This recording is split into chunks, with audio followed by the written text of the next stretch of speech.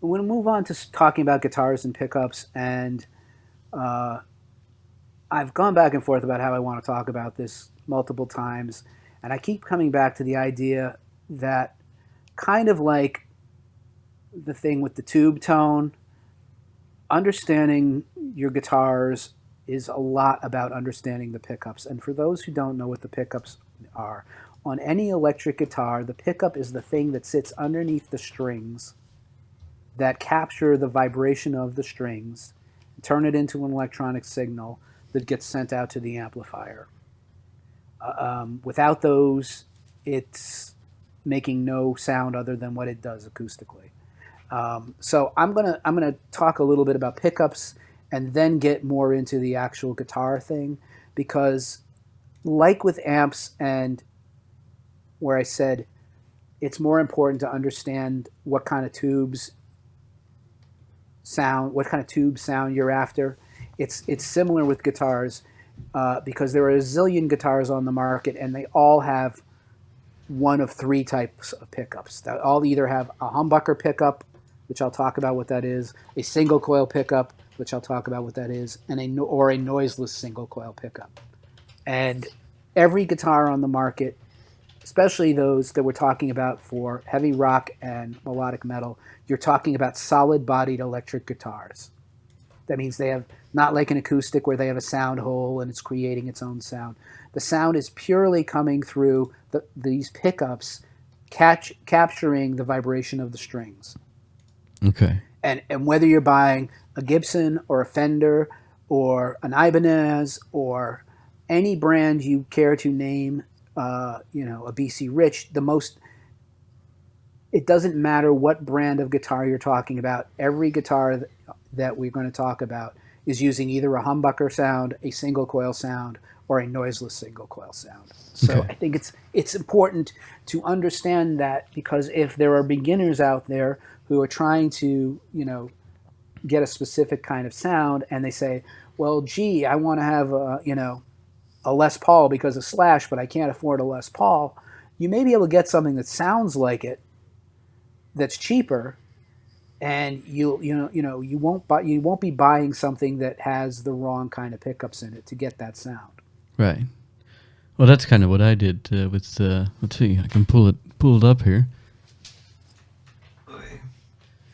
This thing here, I just put Seymour Duncan's in there, and I get pretty close. If you're watching the podcast, if we're doing video here, the pickups, point to the pickups so the people know. Yeah, these are the pickups.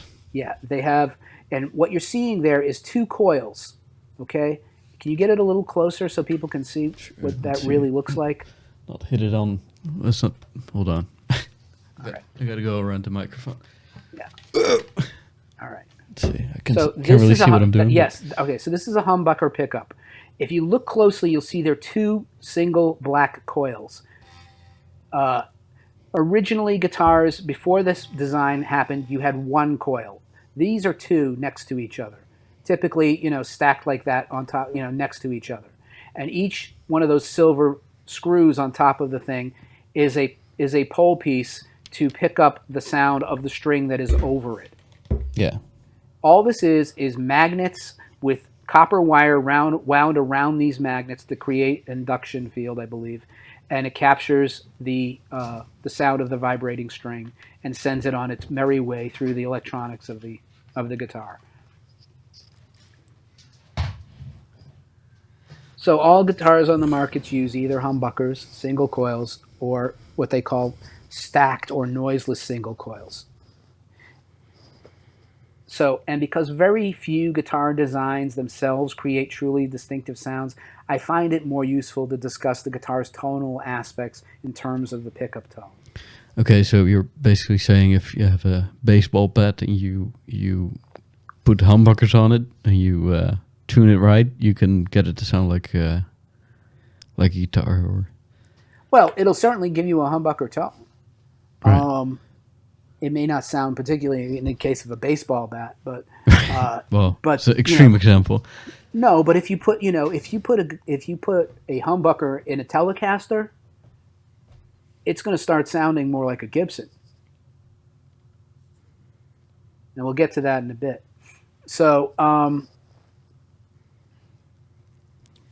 again, so if there's somebody who's a guitar hero of yours and you want to sound like this player in some ways, aside from the amplifier aspects of these things, you should ask yourself, does the player use a humbucker sound or a single coil sound?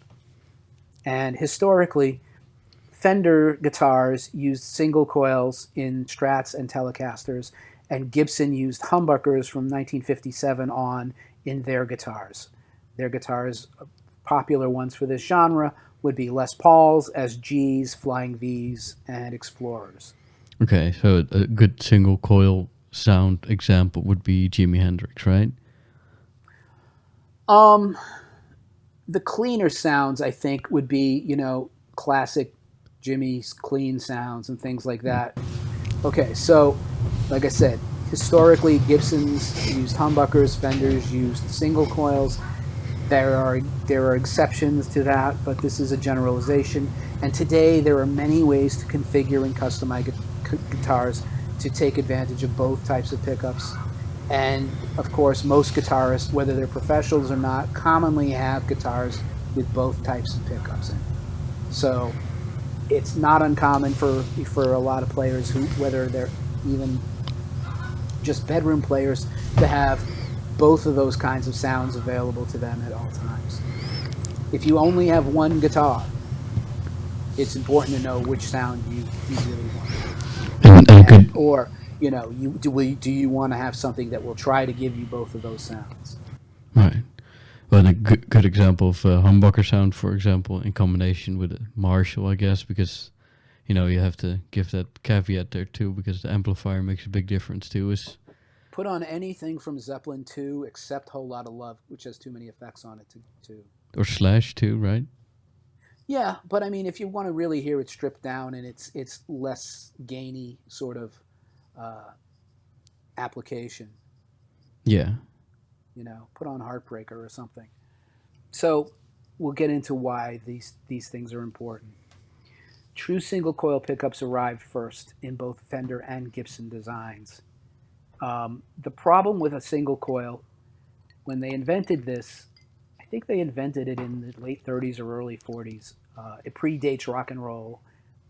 It was really, the electric guitar came about from guitarists being in big bands in the 40s and stuff. They couldn't be heard because they were only acoustic guitars.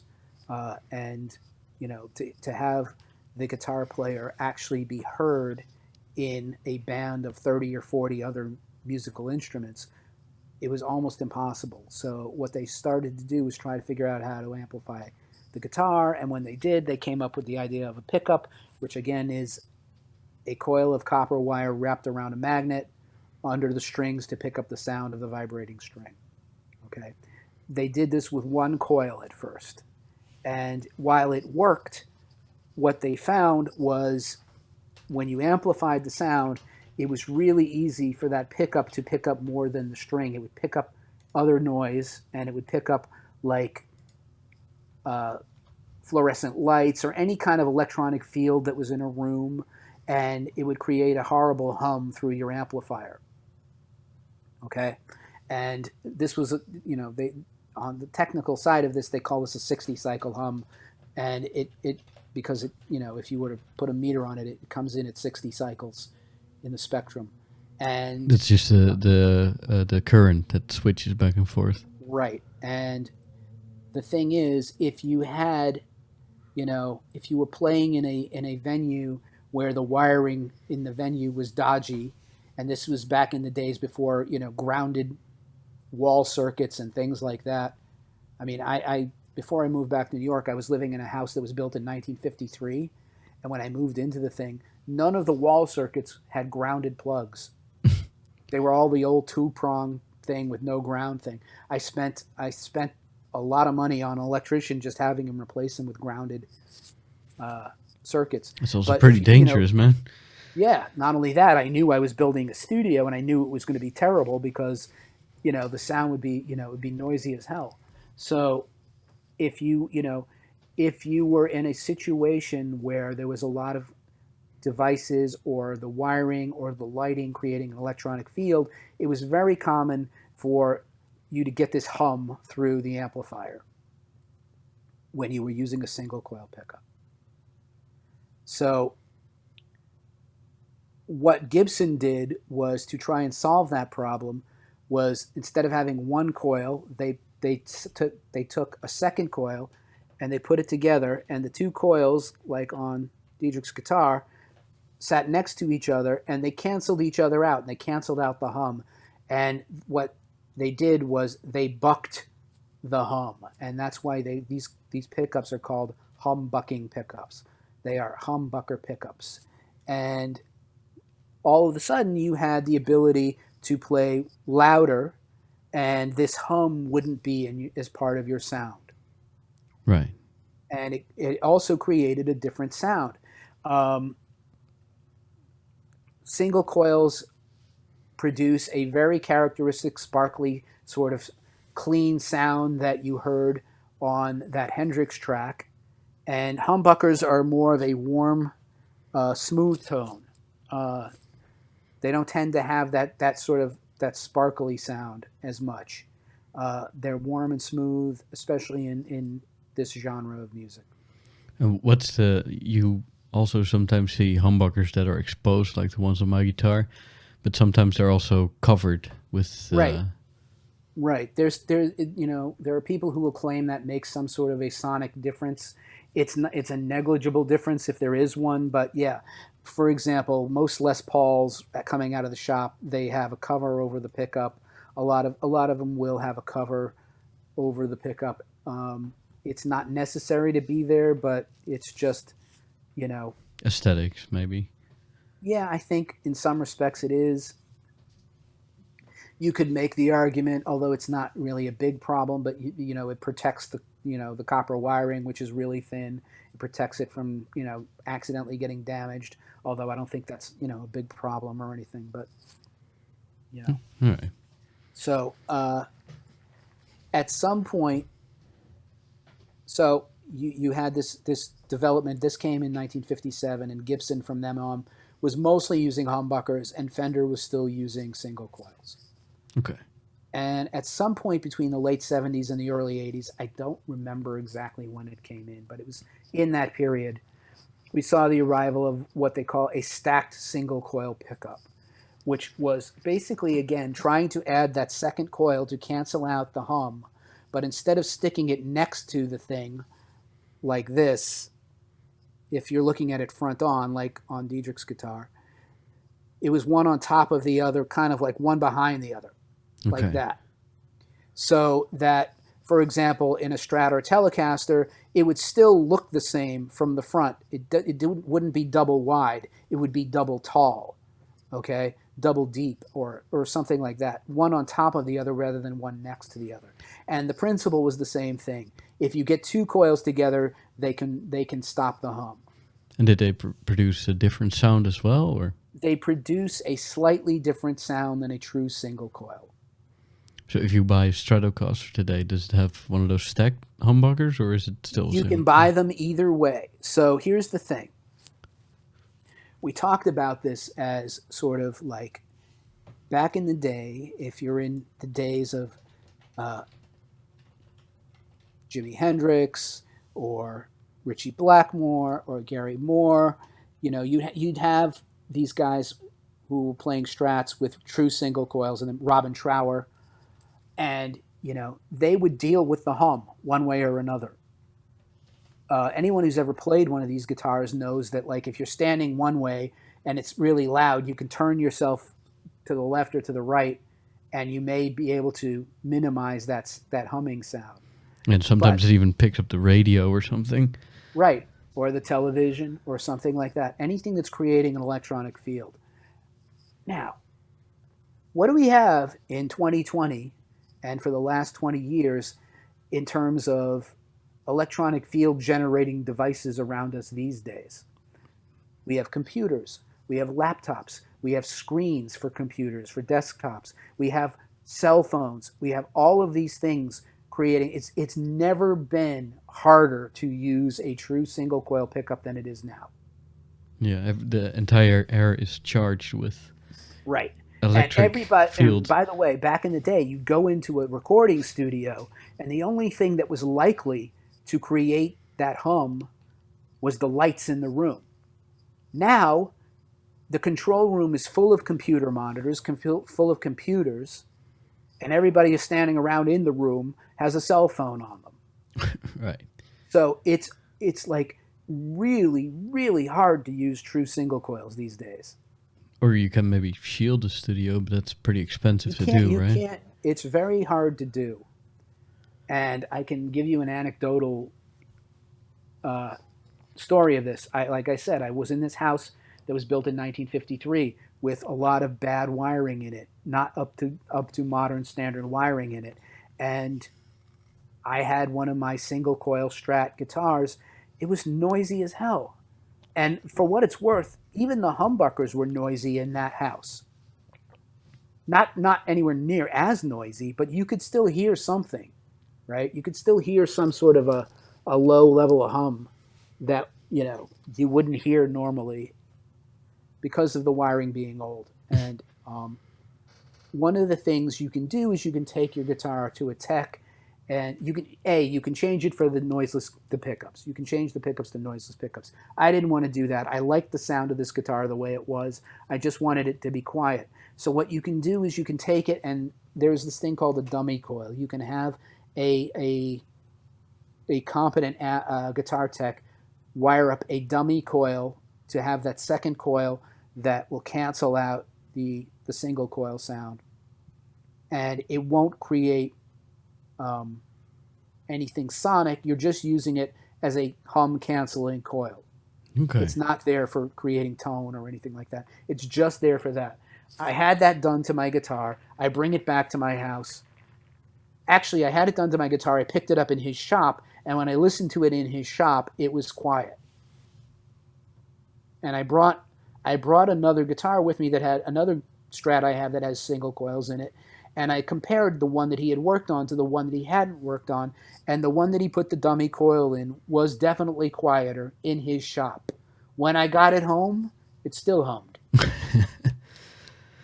So your environment is a real factor in this if you are going to run single coil pickups.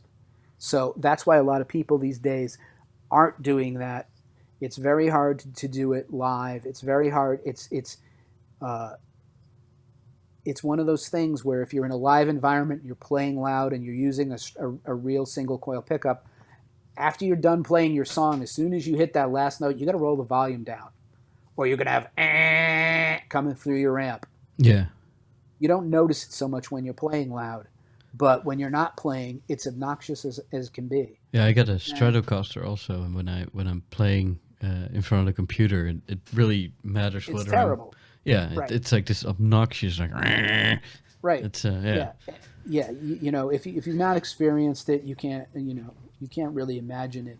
But it gets very annoying very quickly. So they came up with these noiseless single coil pickups sometime, like I said, between the late 70s and the early 80s, and they're designed to sound like a single coil and to fit in the space of a single coil, and it's a bit of a compromise solution, but it's mostly effective.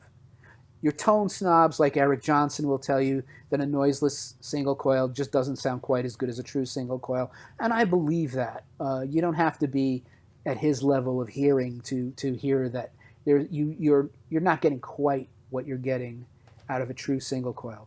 But for most applications, they sound close enough, and they solve the noise issue.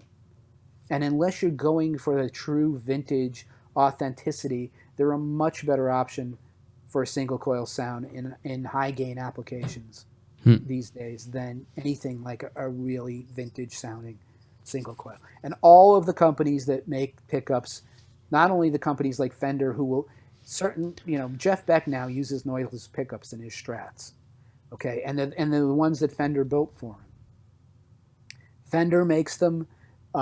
If you're buying a classic Strat design, not something more modern, if you're buying an American Stratocaster or a made in Mexico Stratocaster or something like that with true single coils in it. You're still getting single coils, but they do have models that have noiseless single coils in them that they make. And of course, all of the aftermarket pickup makers like Seymour Duncan and DiMarzio and all of these other companies that are boutiques, they too make noiseless single coil pickups now. And you've seen a lot more of that because of this rise in technology that we have now, where, you know, we live with electronic fields bombarding us all the time. Yeah, I've also seen these single coils that are sort of in a Z, like the or a Z, like the first three strings are higher than the other ones. That's just a staggered thing. That's just a different take on some sort of tonal aspect of it.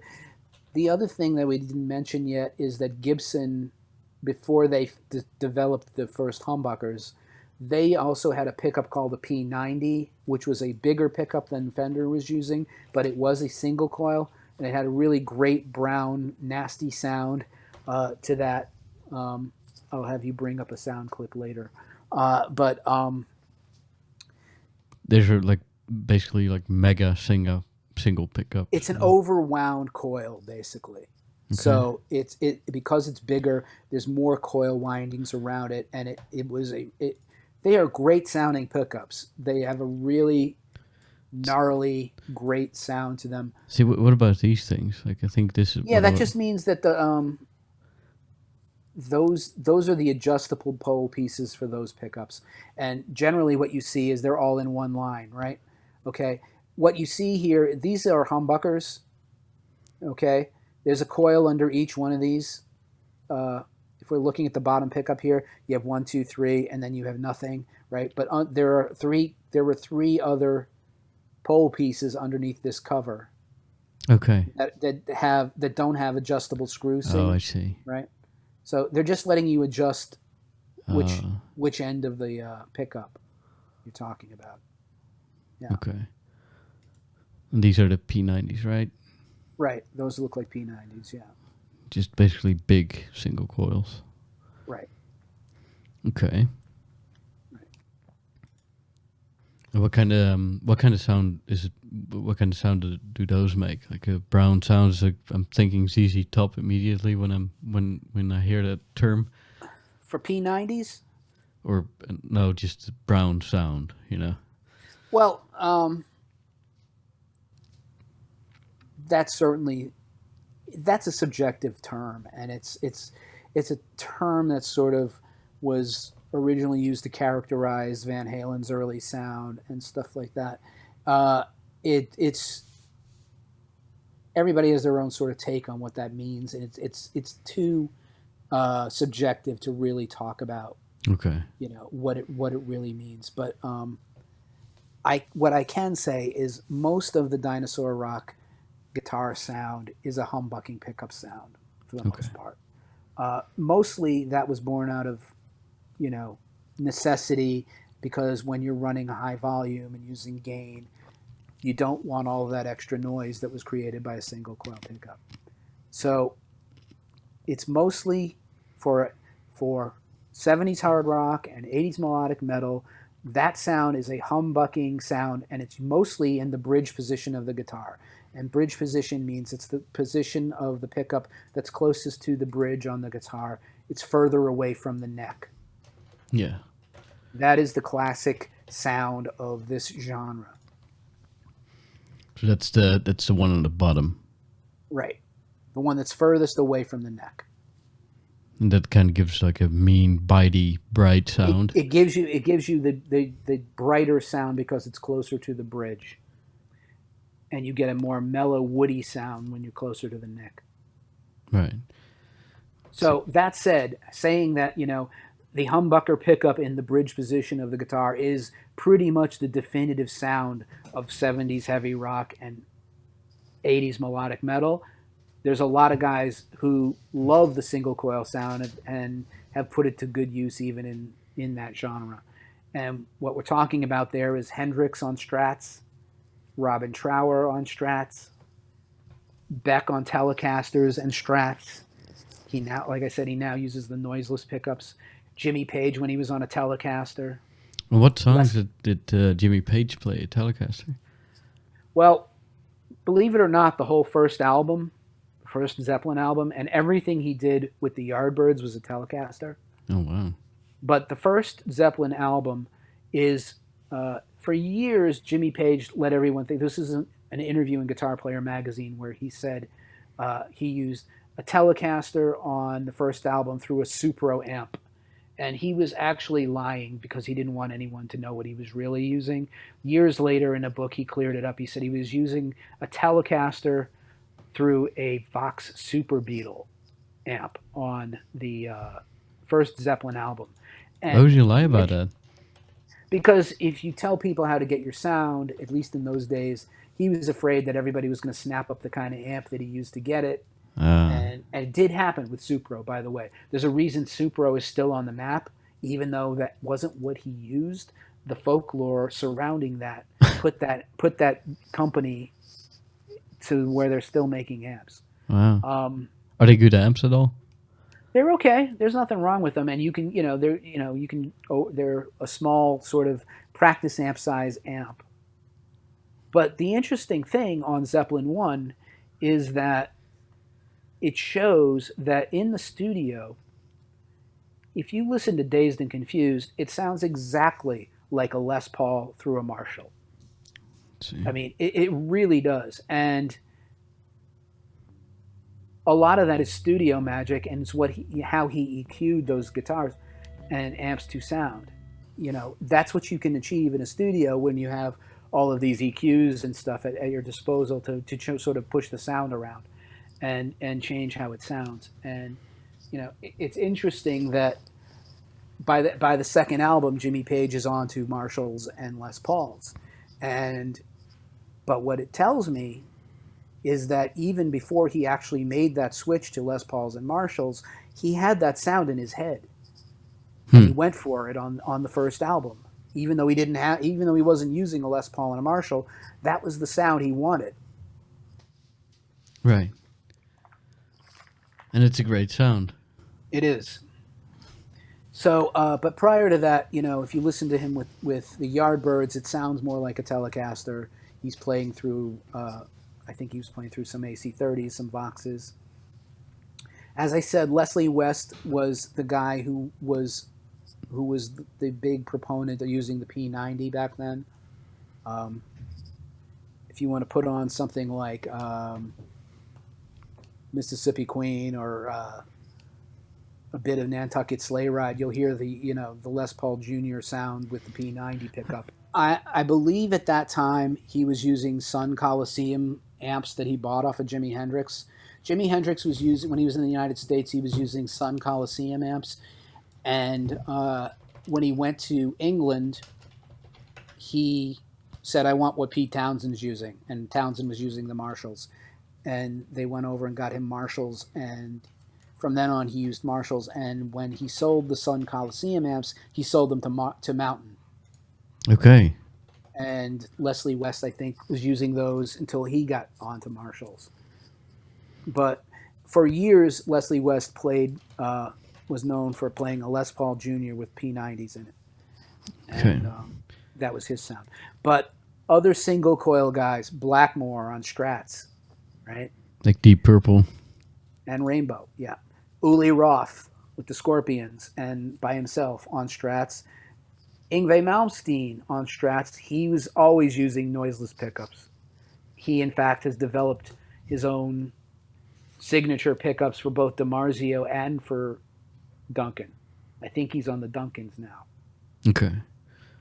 And then two guys who don't really count in this genre very much anymore was Clapton when he was on a Strat, because he wasn't really playing hard rock anymore at that point, and Eric Johnson, who was also not a very heavy player, but he also will use a Les Paul on occasion, but you're mostly seeing him with a vintage Strat with true single coils. Okay. I think the neck pickup Strat through like a slightly overdriven tube amp, that's like that typical Hendrix sound. I think that's so lovely. Right. It's just, and the interesting thing is the middle position pickup on a Stratocaster. It has three pickups for those who don't know. The middle position pickup is not one that gets a lot of use, but one guy who uses it a lot is Robin Trower. Okay. Robin Trower, I think his main sound comes from the middle pickup. I think that's his favorite one. Okay. What's a good example of that noise? Put on Two Rolling Stoned. It's a good title for a song too. Yeah. All right. So the guys who are associated with the humbucker tone, in at least the bridge position, as we were talking about, was Clapton when he was on Les Pauls and SGs, Page on Les Pauls, Jeff Beck when he was on Les Pauls, Tony Iommi on SGs. Pretty much all the two guitar bands, the guys in Kiss, AC/DC, Thin Lizzy, Aerosmith, Judas Priest, Iron Maiden, Queensryche. Those are all humbucker sounds. Guns N' Roses. Guns N' Roses, exactly. Lifeson, Ronnie Montrose, Michael Schenker, Neil Schon, Dave Meniketti, obviously Eddie Van Halen. Became famous for putting humbuckers in Strats. All of Ozzy's guitarists, Ozzy only wants guys in his band to play humbuckers. Yeah, really? Really, yeah. He had, when Randy died and they originally got Bernie Torme for a few minutes to replace him, Bernie played Strats, and they were like, we don't want you playing that. So, Wow. Randy Rhoads, Jake, and Zach. I wonder what that conversation sounded like. Oh, why do you play a fucking Stratocaster? Well, I mean, you're going in there trying to play songs that Randy had played with humbuckers. Right. Right. So, it's part of the, it's part of the sound. Yeah. But almost all of the 80s metal guys, Sykes, Lynch, Wolf Hoffman, Vivian Campbell, DeMartini, Akira Takasaki, Satriani, Vai, Vandenberg, Slash, as you said, John Petrucci, all play humbucker pickups mostly. Doug Aldrich also. And some of the guys who were associated with both sort of equally were Gary Moore, who played Strats and Les Pauls pretty much evenly. And so does John Norum for the most part, although he's a little more Les Paul these days, but earlier on he was doing a lot with Strats, and he's still pretty much, if he's not 50-50, he's 60-40. You're just as likely to see him with a Strat as you are with a Les Paul. And you also have these humbucker guitars that have a preamp in them. Like you have to put a 9-volt battery in them to right. boost them even harder, I think. Right, and that's for specific sounds, but it's still at its heart, it's still a humbucker. And, the construction of these things is another whole deep dive into, magnet design and all of that stuff, the different kinds of magnets, whether they're, Alnico magnets or ceramic magnets, and, whether they're Alnico 3s or 5s or whatever the heck it is. It gets really, really into a lot of detail very fast.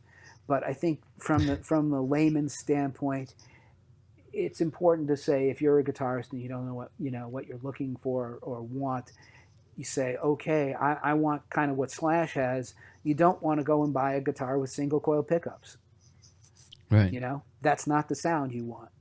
Or if you're into Yngwie, you don't want to go buy a Les Paul. So it's really about these tones that are created. And by the way, we're going to talk about the designs of the guitars now. We're talking in the very basic, most common kinds of designs that we're talking about. The oldest vintage, most popular designs of guitars are the ones we're talking about: Strats, Les Pauls, Telecasters. These are, guitars that were designed in the early 50s, and still everything else is based on those designs. Whether they look like it or not, they're still based on the designs that are those old classic designs. Okay. Which will segue nicely into the guitar talk itself. And again, we're still just focused on solid body electric guitars for this genre.